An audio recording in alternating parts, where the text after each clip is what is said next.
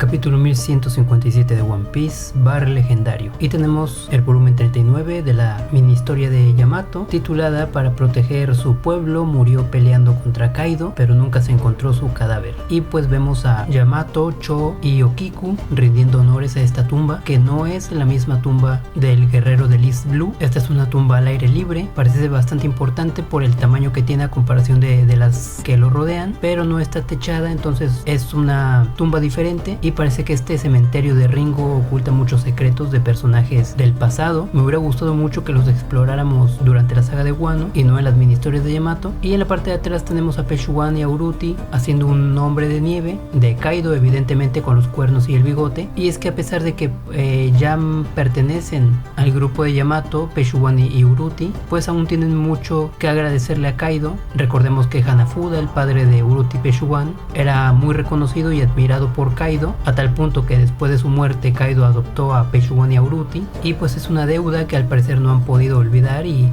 no tendrían por qué hacerlo, y lo demuestran haciendo este hombre de nieve de Kaido. Y empezamos con el templo de la Federación Internacional de la Caridad, llamado Food Colony o Colonia de la Comida, una organización que nunca se nos había mostrado. Al parecer en One Piece, en el mundo de One Piece también hay organizaciones de beneficencia. Es interesante porque nos habla un poquito más del mundo de One Piece y resulta ser pues toda una farsa, porque realmente se quedaban con el dinero no muy diferente a las organizaciones de beneficencia del mundo real, y pues es una organización que es atacada por los Rocks. Me hubiera gustado un poquito más que no resultaran ser una organización corrupta, para darle a los Rocks un toque de villanía, porque al hacer corruptos a los miembros del templo de la caridad, pues de alguna forma los Rocks quedan como héroes o como no tan malos. Y sí me gustaría que los Rocks hicieran cosas muy despreciables y también otras buenas, que tuvieran, como he dicho en capítulos anteriores, la libertad de un pirata de hacer lo que quiere. Y luego tenemos esta viñeta en la que por primera vez en el flashback de los Rocks vemos a Shiki haciendo uso de la Fua Fua Nomi. Parece que Oda ha decidido continuar con las habilidades que vimos en la película de Strong World. Creo que era bastante claro que las iba a tener, pero sí era curioso que no habíamos visto a Shiki utilizar la Fua Fua hasta este momento. Aquí lo vemos levitando a pocos metros del suelo mientras se genera la explosión que hizo adrede.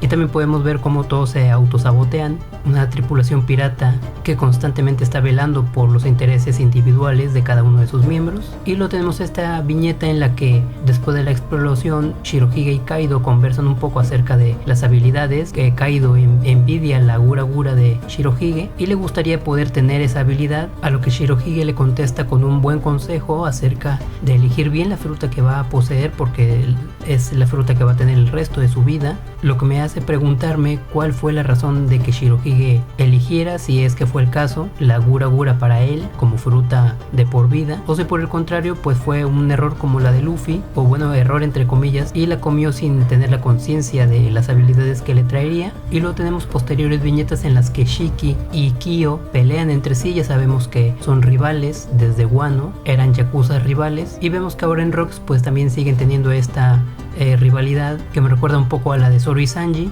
tratando de meterse el pie constantemente y peleándose entre sí. Y también la expresión de la cara de Shiki pues me recuerda un poco a la de Baggy, por esa mueca graciosa que se le puede ver. Parece que mientras perteneció a los Rocks, Shiki fue bastante molesto como compañero, y hay un momento en el que los atrapan y Shirohige plantea la posibilidad de que alguien haya filtrado el paradero, y esto es bastante interesante porque podría decirnos que hay un traidor dentro de los Rocks, una persona que busca que los detengan. Me pregunto a cuál de los personajes de Rocks no le convencieron las palabras de su capitán, o posiblemente pueda ser que alguno de ellos por pura codicia quisiera entregar a Rocks. Y se me viene a la mente que podría ser Ochoku, porque posteriormente sabemos que él se quedó con Hachinosu, así que podría ser un gran candidato para traidor, pero me sorprendería que fuese otro el personaje que está detrás de esto. Y luego tenemos un poco del historial delictivo de los Rocks, que también es bastante interesante. Se menciona que quemaron 14 puertos, destruyeron 5 ciudades y acabaron con una nación entera. Este último dato es bastante interesante porque no nos dicen qué nación es, pero para que los Rocks hayan terminado con toda una nación pues es un suceso bastante importante. Estamos hablando de una nación entera. Ese es el primer dato que me llama la atención. Y el segundo y más interesante es que en 3 ocasiones violaron el artículo número 18 de la ley mundial mundial. No sabíamos que existía una ley mundial. No me sorprende porque al tener un gobierno mundial, pues, ¿qué impide que se escriba una ley mundial? Así que tiene toda la lógica. Sin embargo, es bastante interesante porque genera esta curiosidad de saber cuáles son los artículos. Sabemos que hay por lo menos 18 y tengo muchas ganas de saber cuáles son el resto de los artículos, pero sobre todo el 18 que violaron en 3 ocasiones, y se menciona que fueron ocasiones especiales. Entonces este artículo 18 es bastante importante por lo que vemos, y también lograron borrar en varias ocasiones su historial criminal. Y pues si son piratas, me pregunto por qué les importa que exista un historial criminal de ellos, si realmente a los piratas pues les beneficia en su ego el que los demás sepan que han cometido delitos. Así que es bastante interesante todo esto. También se habla de que esta fue la era de Rox, aunque fue breve, pero fue la era de Rox.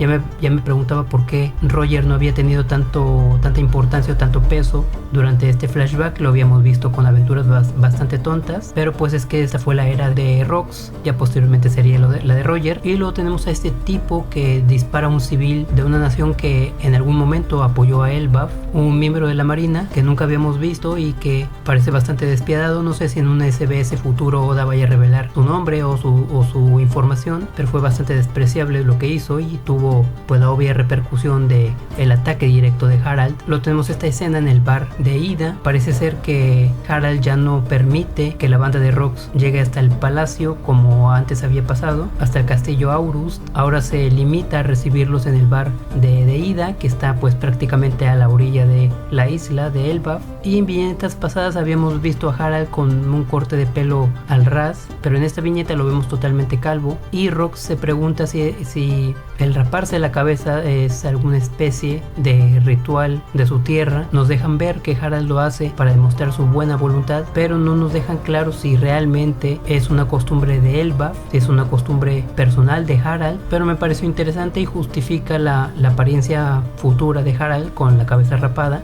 Harald también habla acerca de la importancia de los gigantes en la marina. Él quiere enviar su fuerza militar hacia allá para que protejan a la gente. Es bastante ingenuo porque pues la marina está totalmente corrupta a la voluntad de los tenryubitos. Entonces sería llevar toda su fuerza o poner toda su fuerza a disposición de los tenryubitos, del gobierno mundial. De alguna manera Harald pues está equivocado en su forma de ver las cosas, pero también Rox está equivocado. Es como dos polos opuestos de una misma cosa. Rox es agresivo y se mueve bastante rápido para conseguir lo que quiere, y parece dar la sensación de que está avanzando y que está consiguiendo sus metas. Sin embargo pues está condenado al fracaso desde el principio, y Harald pues es paciente, va con cuidado. Sin embargo la visión de Harald pues también está condenada al fracaso, porque es entregar la fuerza de Elbaf al gobierno mundial. Y habla de gigantes que ya están en la marina. No se nos especifica, como en el caso de John Giant, que estos gigantes hayan ido antes del reinado de Harald o por su cuenta, o si bien los mandó el mismo Harald a ser parte de la marina. También tenemos esta viñeta en la que Loki y Hairudin pues tienen que convivir juntos cuando Harald y Ida se encuentran en el bar. Y tenemos a la pequeña Mato tratando de hacer que estos dos personajes se lleven bien entre ellos. Al parecer Hairudin y Loki tuvieron más contacto del que parecían tener. Y luego tenemos esta conversación en la marina de Garp, Sengoku, Otsuru y Kong, donde Garp también nos habla acerca del poder militar de Elbaf. Él quiere ese poder para la marina y desea que Elbaf se alíe al gobierno mundial. Parece que Garp y Harald ya se han encontrado en otras ocasiones, pero los dos comparten esta misma idea, y me parece curioso que Harald tenga más relación con Rox que con Garp, con quien comparte pues básicamente la misma idea. Quien debería de estar frecuentando a Harald en el bar de Ida sería Garp y no Rox. Sengoku también está de parte de la alianza de tener el poder militar de Elbaf. Otsuru se muestra pues un poco más en contra porque sabe de el intento de reclutar a Harald de parte de Rox, y me llama la atención que todos estos personajes, a excepción de Kong, son vicealmirantes, lo que me hace preguntarme quiénes fueron los almirantes en esta época en la que se está llevando a cabo esta conversación. Sería interesante saberlo. Y por parte de Kong, ¿quién en ese tiempo era el almirante de flota, cargo que después desempeñó desempeñaría Sengoku, pues quizás mucha gente no lo sabe, pero Kong siguió trabajando dentro del gobierno mundial después de que Sengoku se volvió almirante de flota. Yo pensé que se había retirado o que había dejado de tener participación en el gobierno, pero todo lo contrario. En esta pirámide vemos la escala de mandos de la marina, los mandos actuales, donde actualmente Sakazuki Akainu es el almirante de flota, pero también vemos a Kong como comandante en jefe militar del gobierno mundial. Esa es una posición que para mí es superior al almirante de flota, porque Kong comanda todas las tropas del gobierno mundial, es decir, los soldados estos de traje clásicos del gobierno que no son marinos, y la marina también. Prácticamente todas las fuerzas militares que pertenecen al gobierno mundial están por debajo de Kong, así que es un dato bastante interesante. Me enteré de él hace unos meses y me pareció interesante, y hasta ahora tengo la oportunidad de sacarlo. Lo menciono por si alguien no lo sabía. Luego tenemos esta escena con Gloriosa y Big Mom, donde vemos que ya tiene a sus primeros hijos. Vemos a Oben, a Daifuku y a Katakuri. Vemos a Big Mom ya siendo madre dentro de Rox. Me pregunto cómo es que Rox le permitió tener a los hijos a bordo, o si están en un lugar en el que los va a dejar por un tiempo. No sé cómo funciona, pero pues es curioso que se haya comprometido a tener hijos estando dentro de una situación tan delicada como ser parte de la tripulación de Rox. Y me llama también la atención el aspecto de Katakuri, que está en el hombro de Big Mom. Parece una especie de muñeco de trapo, pero creo que se debe solamente al diseño rápido de la mano de Oda. Y luego tenemos esta interacción entre Stussy y Shirohige. Ella pues está bastante interesada en Shirohige, y me parece curioso que Shirohige pues no le presta atención. Él dice que no se ha enamorado de ella ni una sola vez, que nunca le llamó la atención. Sabemos que Shirohige quería una familia, era su sueño más grande y lo cumplió. Sin embargo, le dijo que no a Stussy y a tener la posibilidad de una familia sanguínea. Me pregunto por qué habrá rechazado a Stussy, si habrá sido por las malas intenciones que tenía ella, no le agradó como persona quizás, y en esta viñeta deja bastante claro que no quiere tener nada con ella. Sin embargo, sabemos que Buckingham Stussy tuvo un hijo, Weevil, y todo parece indicar que si es hijo de sangre de Shirohige. No está confirmado, pero yo apostaría que sí. Y si este es el caso, pues me pregunto cómo es que después de no estar interesado en Buckingham Stussy, si llegó a tener un hijo con ella. Luego tenemos un acontecimiento que el narrador marca como bastante importante, que es la llegada de Shakuyaku a Hachinosu. Vemos como es tremendamente admirada por todos y nadie puede ponerle un alto. También vemos cómo se despide de Tritoma, quien se convertiría pues en la penúltima emperatriz de Amazon Lily antes de Boa Hancock, y la que todos decimos que es madre de Luffy. Parece que esta es la despedida entre ellas dos. Y luego tenemos el bar de Shakuyaku, el bar de la estafa. Shakuyaku tiene que tener bastante claro lo que quiere para poder haber establecido un negocio en uno de los lugares más peligrosos del mundo, en Hachinosu, sabiendo también que es el territorio de Rox. Me pregunto cuál es el plan de Shakuyaku, con qué intenciones se arriesga tanto, porque es bastante arriesgado lo que hizo. Y pues vemos el bar de Shakuyaku, el bar de la estafa. Como dato interesante, pues hace capítulos, más concretamente en el 1149, tuvimos una portada ahí a color titulada como Botakuri Maid Café, o el Maid Café de la estafa, y ahora tenemos el bar de la estafa de Shaki. Probablemente esa portada a color nos estaba queriendo decir o nos estaba queriendo hablar sobre esto. Y pues es también bastante gracioso que el letrero dice bar de la estafa. Obviamente quien entre sabe que va a ser estafado, y pues es el mismo bar que actualmente tiene Shaki en Shabondi. Me pregunto cómo habrá sido que emprendió su nuevo negocio en Shabondi. ¿Lo habrá construido desde cero o habrá ocurrido algo más fantasioso, más romántico, como que trasladaran el bar por completo desde Hachinosu hasta Shabondi? Porque la estructura pues es bastante similar a la que hay en Shabondi. Prácticamente es el mismo bar, a excepción de la parte de arriba, porque el bar de Shabondi tiene una esfera, una cúpula, un elemento bastante